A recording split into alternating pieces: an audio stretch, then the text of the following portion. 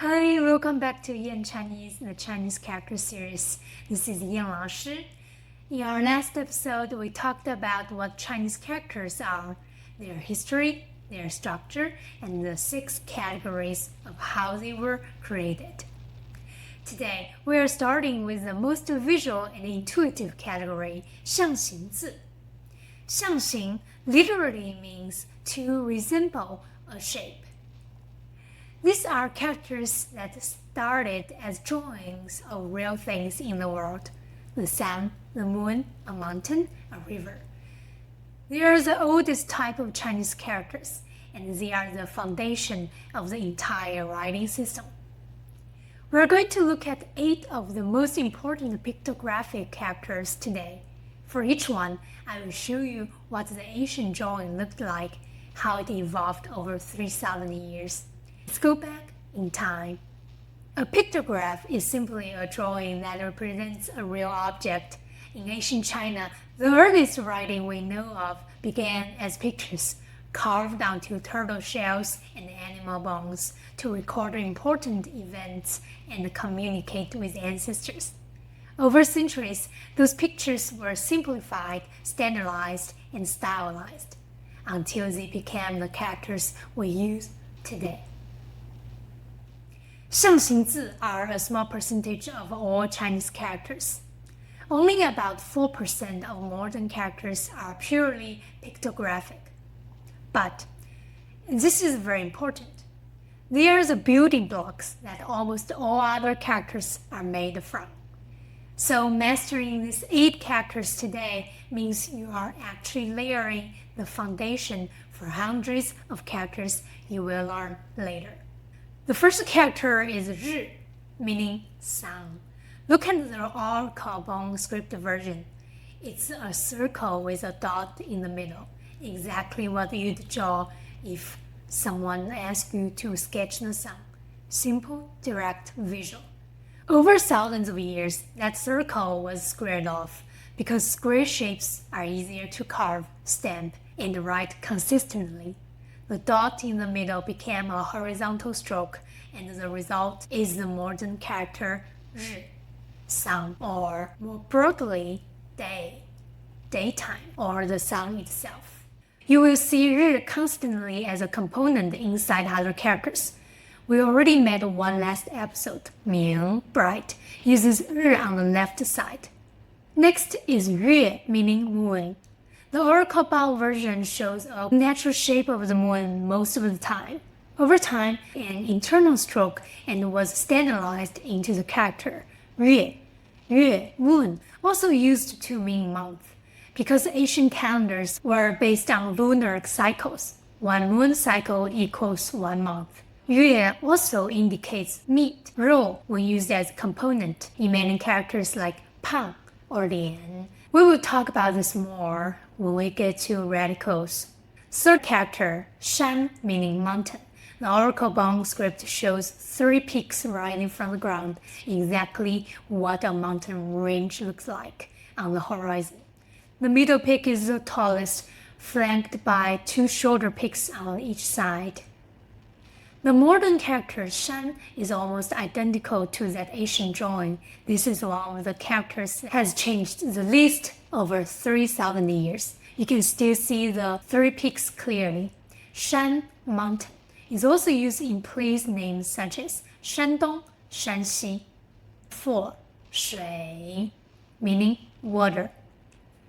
The Oracle bone script shows flowing, wavy lines, the movement of a river or stream. You can feel the flow in those curves. As the character was standardized, the flowing lines became more structured, with a central vertical stroke and 4 shorter strokes branching out, suggesting water flowing outward in all directions.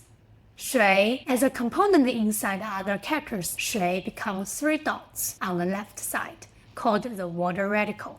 Once you know this, you will immediately recognize water-related characters: 河, river, 海, sea, 流, to flow, 泳, to swim, 汤, soup. They all have water radical on the left.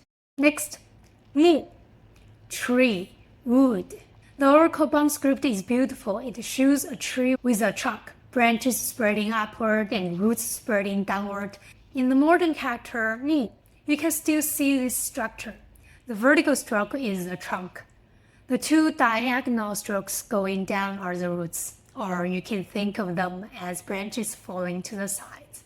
Just like shui becomes three dots, mu appears as a component in hundreds of characters related to trees, wood, and plants.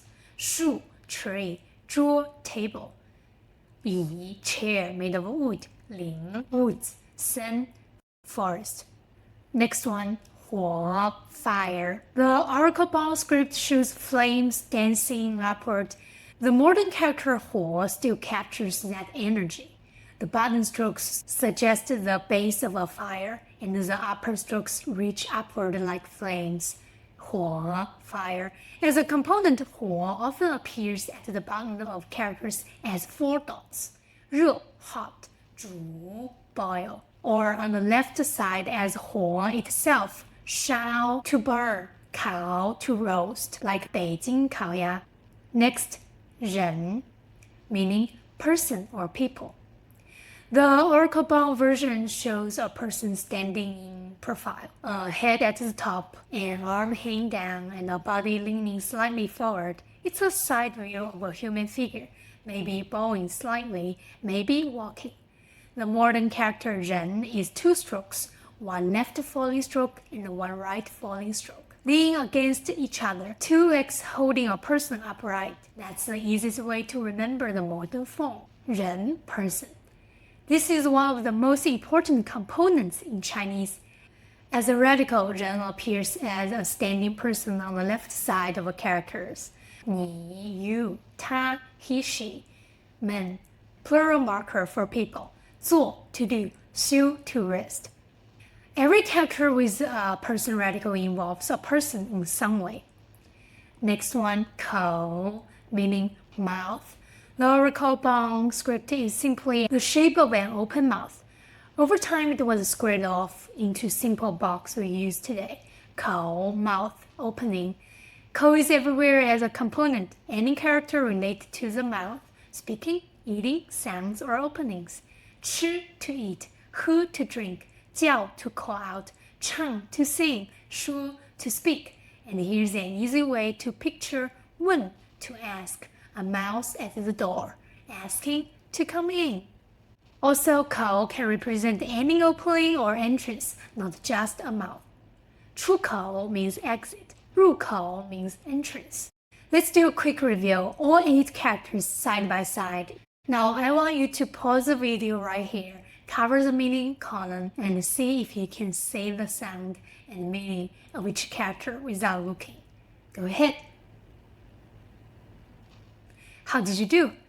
These 8 characters are going to appear again and again as standalone characters and as components inside more complex characters. That's it for today's episode. You have just learned 8 of the most fundamental Chinese characters. You now hold the keys to the physical world.